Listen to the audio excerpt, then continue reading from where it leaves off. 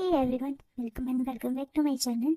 आज मैं आपके साथ यूएनआई का 10th पार्ट शेयर करने जा रही हूँ। अगर अच्छा लगे तो please like, comment and share ज़रूर करिएगा और चैनल को भी सब्सक्राइब ज़रूर कर लें। तो चलिए पार्ट शुरू करते हैं। विंग के सामने खड़ा पर्सन स्माइल करता है और कहता है, हाय ब्यूटीफुल, कैसे हो? विंग कहता है, वेन जाओ, ये क्या बदतमीजी है, मुझे खोलो, मुझे यहाँ से जाना है। इस पर वेन जाओ हंसते हुए बोलता है, ऐसे कैसे जाने दो, तुम्हें यहाँ तक लाने में पता है मुझे कितनी मेहनत करनी पड़ी, रोज तुम्हारा पीछा करना पड़ा, तुम्हारे लिए उस ड्रंक मैन को पैसे देने पड़े, उस वेटर को भी खरीदना पड़ा जिसने तुम्हारी ड्रिंक में वो बेहोशी की दवाई मिलाई थी। पता है तुम्हें कितनी महंगी दवा थी वो, धीरे धीरे असर करती है वो, स्पेशली मैंने तुम्हारे लिए वो खरीदी है। और अब इतना कुछ करने के बाद तुम बोल रहे हो कि मैं तुम्हें छोड़ दूँ? मैं जो ये सब विंग के चारों ओर चक्कर लगाकर कह रहा था, फिर वो विंग के आगे कुर्सी की आर्म्स पर अपने हाथ रखकर विंग की ओर झुकते हुए कहता है, कभी नहीं, आज तुम्हारी इस ब्यूटी को टेस्ट किए बिना मैं तुम्हें कभी नहीं कहीं नहीं जाने दूंगा।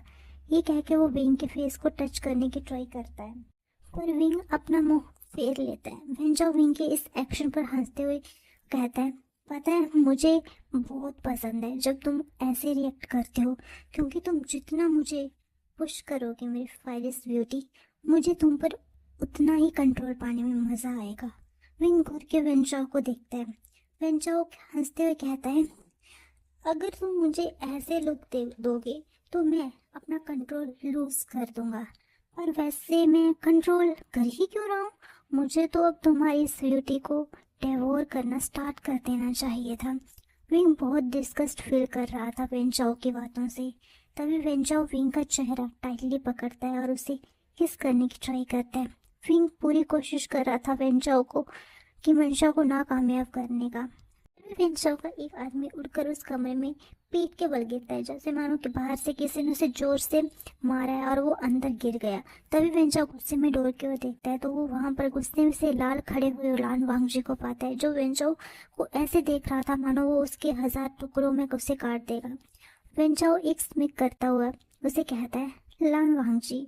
वांगजी कहता है, तुम्हारी हिम्मत कैसे हुई जो मेरा है उस पर नजर रखने की? वेंचाओ कहता है, हाँ, अभी तो सिर्फ नजर ही रखी है, अभी तो बहुत कुछ करना है मुझे इस ब्यूटी के साथ।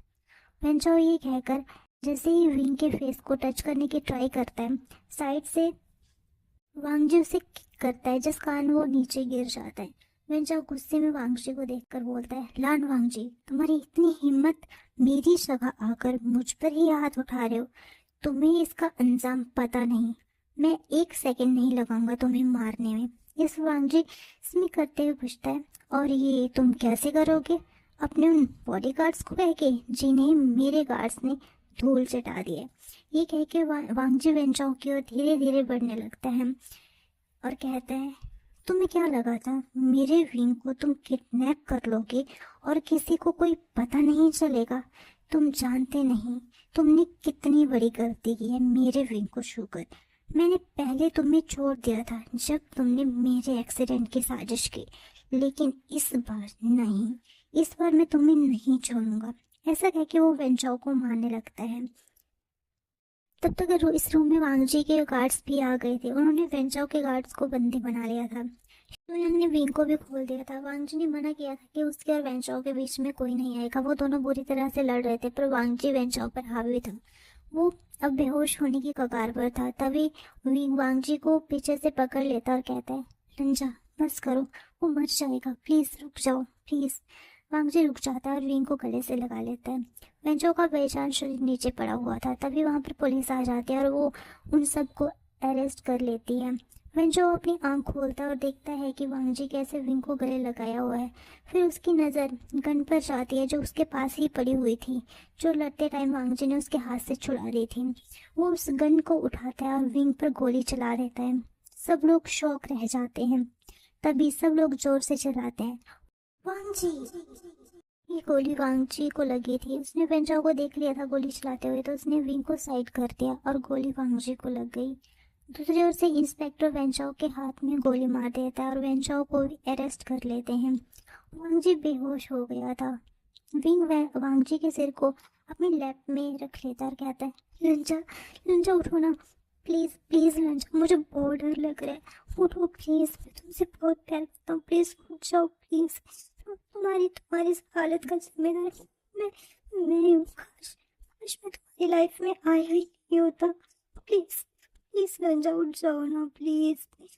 मैं अपने पेरेंट्स की मौत ही नहीं बुला पा रहा हूँ, तो अगर तुम मुझे छोड़कर चले गए तो मैं भी मर जाऊंगा। प्लीज लंजा, प्लीज उठ जाओ ना। तभी विंग को लंजा की आवाज़ सुनाई देती है जो उसका नाम लेता है, विंग। सब लोग वांगजी को देखते हैं। विंग कहता है, लंजा, लंजा तुम ठीक हो, तुम ठीक हो ना? तभी लंजा उठकर बैठ जाता है और विंग को आंसू पोंछता और कहते हैं, आई लव यू टू विंग, मैं भी तुमसे बहुत प्यार करता हूँ और मैं तुमको छोड़कर कहीं नहीं जा रहा। विंग लंजा के गले लगकर रोने लगता है और लंजा विंग के पेट को सहलाता है।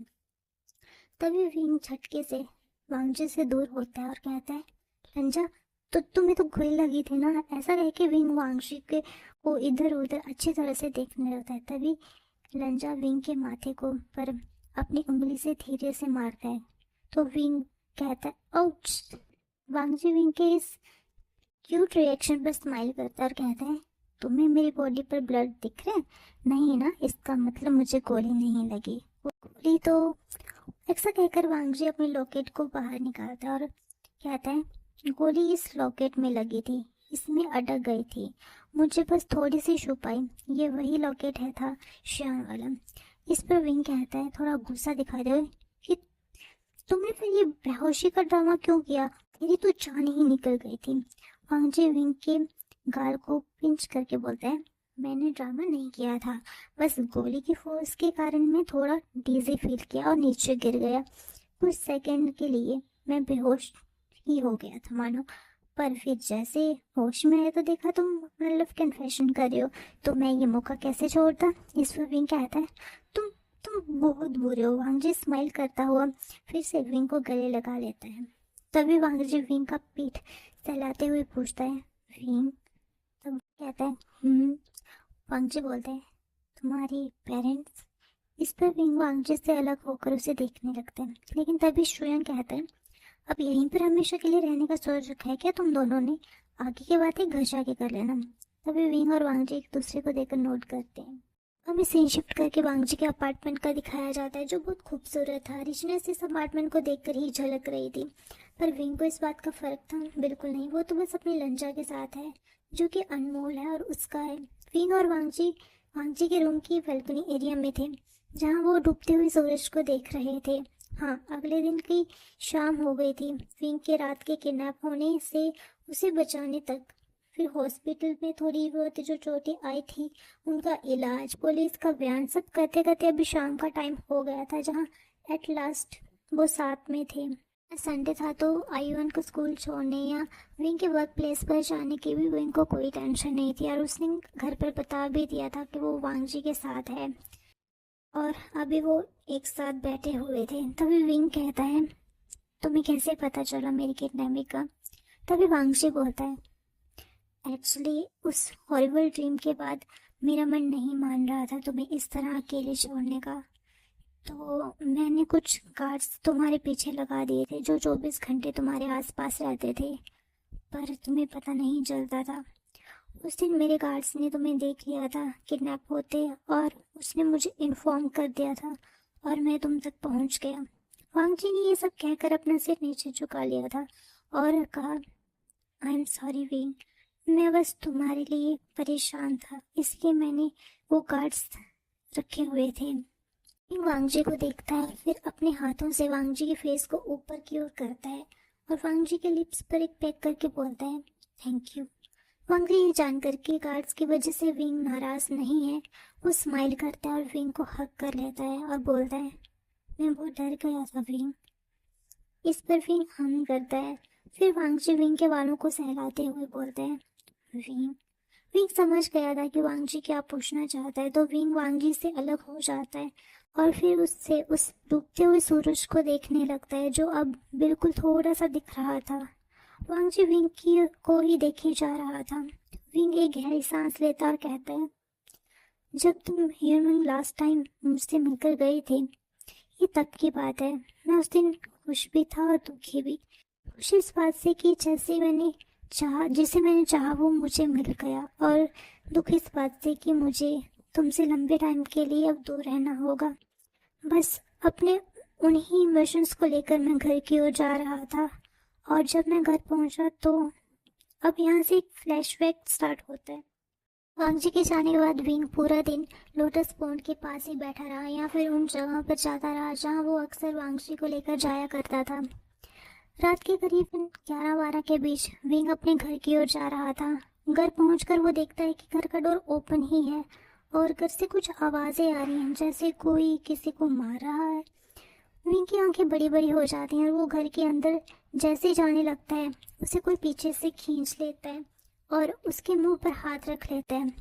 विंग खुद को छुड़ाने की ट्राई करने लगता है, पर उस इंसान को देखकर वो रिलैक्स हो जाता है। वो इंसान भी विंग के मुंह से अपना हाथ हटा लेता है। विंग कहता है, माँ। तभी उन्हें महसूस होता है कि कोई उनकी तरफ आ रहा है, तो विंग की माँ उसे वहां से खींच कर बैकयार्ड की तरफ ले आती है। बहुत अंधेरा था उस साइड, तो वो पर्सन इधर उधर देखकर फिर से घर के अंदर चला जाता है। तभी विंग कहता है, माँ ये कौन है और हम इनसे छुप क्यों रहे हैं? विंग की मॉम की आंखों में आंसू थे। तब के घर से चिल्लाने की आवाज आती है। विंग भाग के घर के अंदर जाना चाहता था, पर उसकी माँ उसे रोक लेती है। तभी विंग कहते हैं, माँ ये तो बाबा की चिल्लाने की आवाज है ना, मुझे छोड़ो, मुझे बाबा को देखना है, उन्हें क्या हुआ है।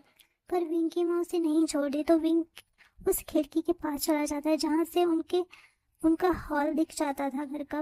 वो उस तरफ चला जाता है। विंग की मॉम कहती है, आशियान। वो विंग के पीछे उस खिड़की के पास आ जाती है जहाँ विंग साफ साफ देख पा रहा था कि 4-5 लोग मिलकर उसके बाबा को मार रहे हैं, और एक पर्सन उस कुर्सी पर बैठा है जो सब देख रहा है, जो उनका बॉस लग रहा है। विंग को ये सब देखकर बहुत गुस्सा, रोना एक साथ आ रहा था। तभी वो कुछ बोलने वाला होता है, पर उसकी माँ उसके मुंह पर हाथ रख लेती है। वो साइलेंटली बहुत रो रही थी। वो अपनी मॉम को देख रहा था, और फिर वो घर के अंदर देखता है जहाँ उनके बॉस ने अपने आदमियों को रुकने के लिए कह दिया था। उन्होंने वे चांगसे को पकड़कर उनके घुटने के बल बिठा दिया था।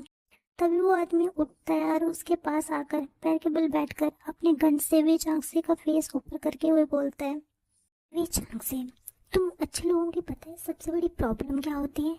तुम लोगों की ये अच्छाई। क्या हो जाता, हाँ क्या हो जाता अगर तुम मेरी बात मान लेते और पैसे लेकर अपना मुंह बंद कर लेते? अब देखो ना, मुझे एक और खून करना पड़ेगा। ये पिता होना भी कितना मुश्किल का काम है।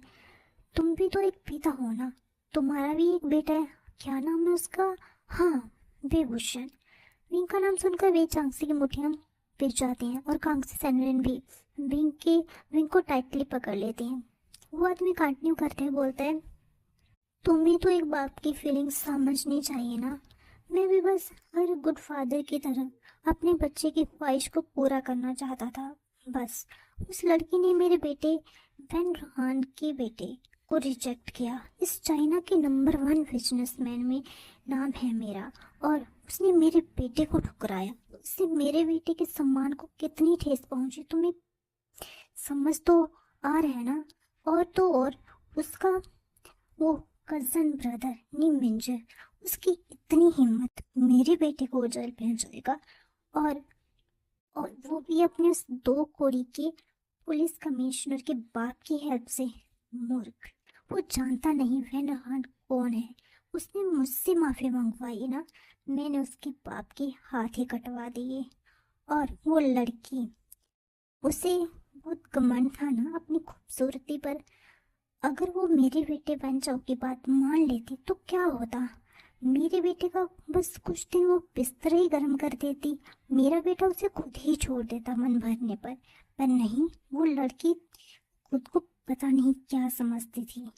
पर देखो ना लास्ट में क्या हुआ, उसने मेरे बेटे के साथ साथ उसके बॉडी गार्ड्स का भी बिस्तर गर्म करना पड़ा, और इसी बीच वो मर गई। तुम ही बताओ ना, इसमें क्या गलती मेरी या मेरे बेटे की? गलती तो सारी उस घमंडी लड़की की थी जिसकी वजह से ये सब हुआ। और अब देखो ना, उसकी वजह से अब मुझे तुम्हें भी मानना पड़ेगा। अगर तुमने मुझे और मेरे बेटे की बात सुन ही ली थी तो अपना मुंह बंद रखते, और जो मैं पैसे दे रहा था वो पैसे देकर चुपचाप रह लेते, पर नहीं। तुम्हारी ये अच्छाई, अब इसकी वजह से मुझे मेरी कंपनी का इतना अच्छा एम्प्लॉय भी खोना पड़ेगा। और तो और तुमने पुलिस स्टेशन में जाकर इसकी रिपोर्ट की। आह, ये तो अच्छा हुआ वहाँ का इंस्पेक्टर मेरा आदमी था, वरना मुझे पता नहीं कितने पैसे और लगाने पड़ते और कितने और खून करने पड़ते। पर अब मैं तुम्हें अब मैं तुम्हें जिंदा नहीं रख सकता। तुम्हें तो अब इस दुनिया को अलविदा करना ही होगा। ऐसा कह के वो खड़ा हो जाता है और वे चांगसे के सर पर गोली मार देता है और वे चांगसे का मृत शरीर नीचे गिर जाता है। तभी विंग जोर से चिल्लाता है, पापा। फ्रेंड रॉन्चो बहुत खुश हो रहा था।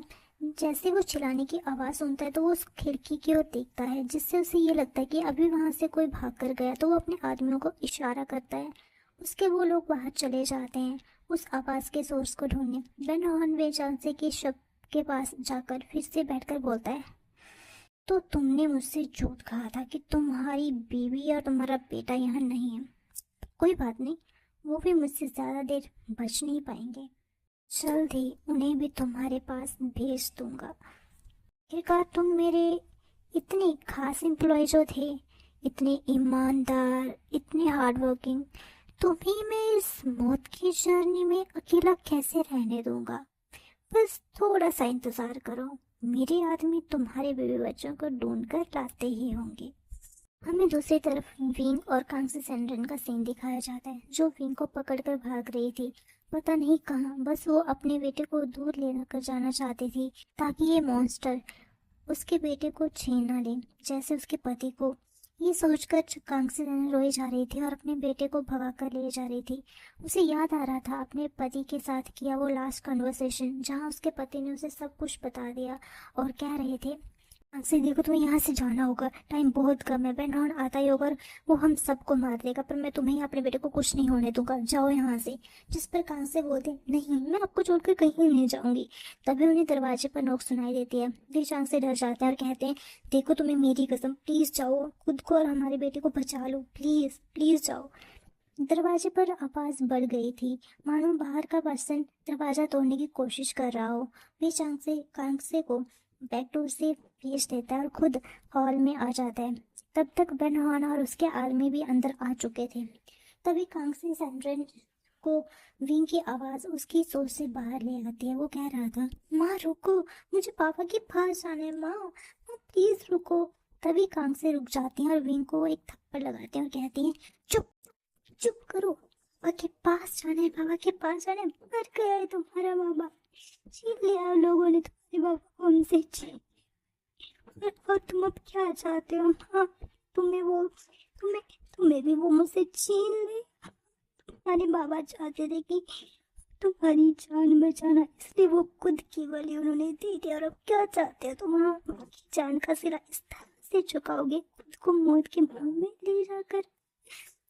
तभी विंग अपनी माँ के हाथों को पकड़कर कहता है, हाँ। तभी काम से विंग को देखती हैं, उसके गाल पे जहाँ उन्होंने थप्पड़ मारा था वहां पर निशान बन गया था। उसकी माँ रोते हुए उसके गाल पर हाथ रखते हुए कहती हैं, आई एम सॉरी, अपनी माँ को माफ कर दो, अपनी माँ ने तुम्हें मारा, पर तुम समझो बेटा, वो लोग जिंदा नहीं छोड़ेंगे तुम्हें भी। मैं तुम्हें मरते हुए नहीं देख सकती। पति की मौत देख ली है मैंने, बेटी की मौत मुझसे नहीं देख होगी अपनी आंखों के सामने। तभी कांग्रेस सेंटर को चलने की आवाज आती है, जिससे वो समझ जाते हैं कि वो इंसान वहां पर आ गए हैं। वो बहुत डर जाती है और विंग को कस के गले लगाकर कहती है, नहीं नहीं नहीं, मैं तुम्हें कुछ नहीं होने दूंगी, कुछ भी नहीं। विंग सुनो, तुम्हें यहाँ से जाना होगा। तभी विंग रोते हुए कहते हैं, नहीं नहीं माँ, मैं तुम्हें आपको छोड़कर कहीं नहीं जाऊंगा माँ, प्लीज माँ। तभी कांग से विंग के आंसुओं को पोंछते हैं और उसके माथे पर किस करके के बोलती है, विंग सुनो बेटा, याद रखना, माँ बाबा तुमसे बहुत प्यार करते हैं और तुम्हें जीना है अपने माँ बाबा के लिए। तुम्हारे बाबा हमारी जान बचाने के लिए अपनी जान दे दी, इसलिए तुम्हें खुद को जिंदा रखना है। तभी विंग कहता है, बाबा तो आपको भी बचाना चाहते थे ना माँ। तभी कांग्से कहती है, पर मैं उनकी वाइफ हूँ बेटा, उनकी लाइफ पार्टनर। मैंने उनके साथ हर हाल में रहने की कसम खाई है, और अब उनकी आखिरी ख्वाहिश तुम्हें बचाना है। मैं तो जाकर भी खुद को नहीं बचा सकती, क्योंकि मैं तो तभी मर गई थी जब तुम्हारे बाबा मेरे और तुम्हें छोड़कर चले गए थे। अब तो ये बस एक मिट्टी का पुतला है, जो अगर अपने बेटे की जान बचाने में खत्म भी हो जाए तो कोई परवाह नहीं।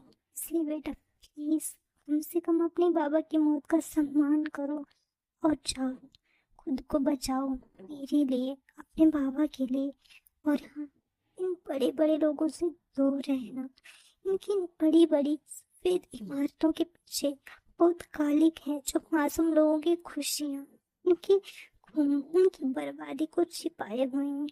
इसलिए इन लोगों से दूर रहना, अपनी एक नई जिंदगी की शुरुआत करना। और हमेशा याद रखना बेटा, we loves you my son, your parents loves you very much. तभी उन्हें आवाज सुनाई देती है, जो कह रही थी, अरे वो देखो, वो रहे, पकड़ो उन्हें। कांग्से विंग को लेकर फिर से भागती हैं। उनके आगे वही लोटस पॉन्ड था। तब तक पीछे से एक पर्सन कांग्से को शूट किया था, जो गोली कांग्से के पैर में लग गई थी। तभी कांग्से कहते हैं, खुद को बचाओ विंग, और वो विंग को पॉन्ड में धक्का दे देते हैं। विंग न चाहते हुए वहां से तालाब की गहराई के में जाकर बीचों बीच तैरकर दूसरे किनारे से बाहर आ जाता है और महफूज जगह खुद को छिपा लेता है। वहां पर वेन रोहन के गार्ड्स आ गए थे, और थोड़ी देर में वेन रोहन भी। उसके कुछ गार्ड्स ने तालाब देख लिया था, लेकिन विंग नहीं मिला। उन्होंने सोचा कि वो शायद बहकर कहीं और चला गया होगा, क्योंकि तालाब का नीचे का हिस्सा बहता था नदी की तरह। पर विंग बचपन से ही इस तालाब में तैरकर बड़ा हुआ, तो उसलिए उसे पता था कि इस बहाव से उसे खुद को कैसे बचाना है। पर वो लोग विंग को मरा हुआ समझकर लौट आते हैं किनारे पर, जहाँ अब वेन रोहन उसकी मदर को लस्ट भरी नजरों से देख रहा था। उसे सैंडल उसकी नजरों को समझ पा रही थी। तभी वेंचाओ कहते हैं, ब्यूटीफुल। कांग्से बहुत डिस्कस नजरों से वेन रोहन को देख रही थी। वेन रोहन उसके पास आ जाता है और उसके पास बैठकर उसके फेस को टच करने की ट्राई करता है, पर कांग्से अपना फेस पीछे कर लेती है। इस पर वेन रोहन चक्कर करता है और कहता है, पता नहीं क्यों, पर तुम खूबसूरत लेडीज को अपने आप पर इतना घमंड क्यों होता है। पर कोई नहीं, तुम्हारा घमंड भी मैं अपने बिस्तर पर जरूर तोड़ूंगा। तभी कांग्से वेन रोहन की आंखों में आंखें डालकर कहती है, ऐसा तुम कभी नहीं कर पाओगे। और वेन रोहन के कुछ समझने से पहले ही वो एक शीशी जो उसने अपने कपड़ों में छुपा ली थी घर से निकलते टाइम, वो की जहर की शीशी वो पी लेती है। क्योंकि वेन रोहन की स्टोरी सुनकर उसे ये तो पता चल गया था कि उसका स्त्रियों की तरफ कैसा नजरिया था, और अगर वो इसके हाथ लग गई तो वो खुद को इसके हाथ गंदे हाथों से छूने नहीं देगी।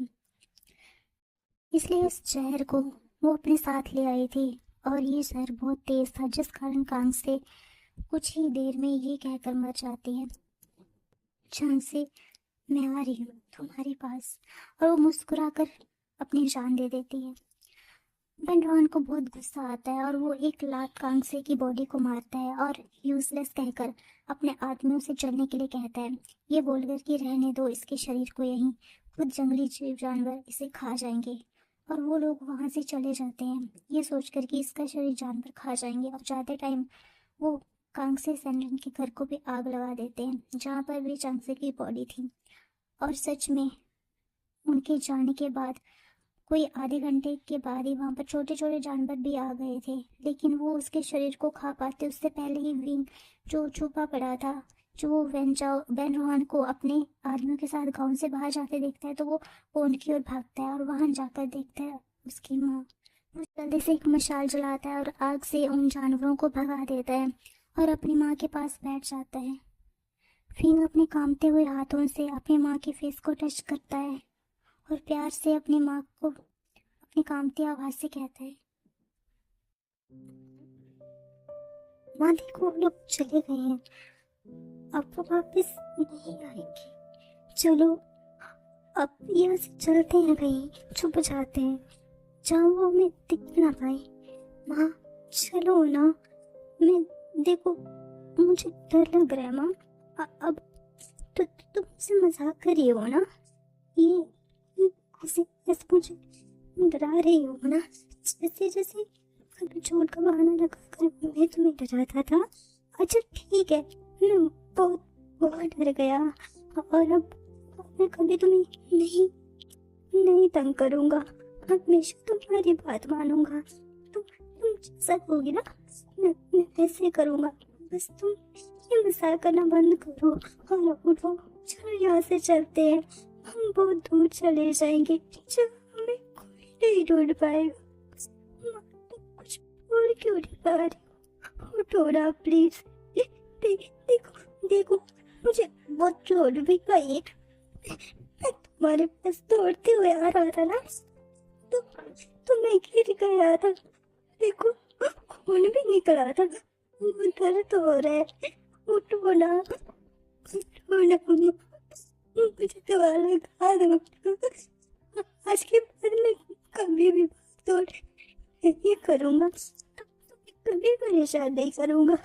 बस एक बार प्लीज उठ जाओ ना। देखो ना, मामा भी मुझे छोड़ कर चले गई, और अगर तुम भी चले जाओगे तो मैं कैसे रह पाऊंगा? उठो प्लीज, प्लीज उठ जाओ ना मामा, मामा प्लीज उठो ना। मुझे सभी छोड़कर चले गए तो मैं किसके सहारे जीऊंगा? माँ प्लीज उठ जाओ। क्या तुम मुझसे इतना नाराज हो? क्या मैंने तुम्हें इतना ज्यादा तंग कर दिया? जब मैं कान पकड़ता हूँ तुम मुझसे तुम बस उठ जाओ ना। तुम मुझे जो सजा दोगे मैं मान लूंगा, और इस बार कोई बहाना भी नहीं लगाऊंगा। बस एक बार उठ जाओ प्लीज, एक बार उठ जाओ ना प्लीज। माँ मैं नहीं जी पाऊंगा तुम्हारे बिना, प्लीज माँ प्लीज।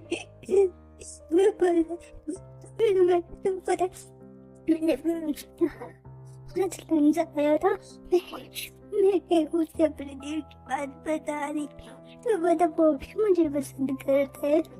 मैं बहुत खुश था, मैं दुखी था क्योंकि वो भी ना मुझे कितने सालों के लिए दूर चला गया।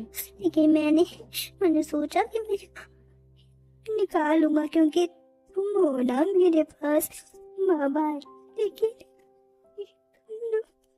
आप भी मुझे छोड़ कर चले गए, मैं किसके सहारे जीऊंगा? माँ उठ जाओ ना प्लीज, प्लीज माँ उठो ना।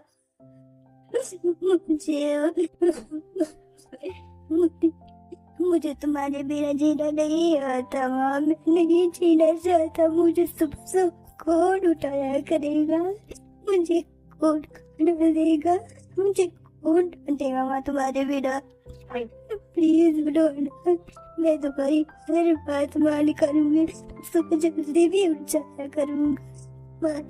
हर काम में मैं तुम्हारा हाथ बढ़ाऊंगा, बिना किसी न करेगी माँ। प्लीज अभी उठ जाओ ना प्लीज माँ। मेरी माँ मुझे छोड़कर चली गई लंजा, मेरे बाबा भी मुझे छोड़कर चले गए। उन लोगों ने छीन लिया मेरी माँ बाबा को मुझसे। विंग को बस गले से लगा लेता है कस के। तो आज का पार्ट बस यहीं तक, मिलते हैं नेक्स्ट एपिसोड में। तब तक के लिए बाय एंड टेक केयर।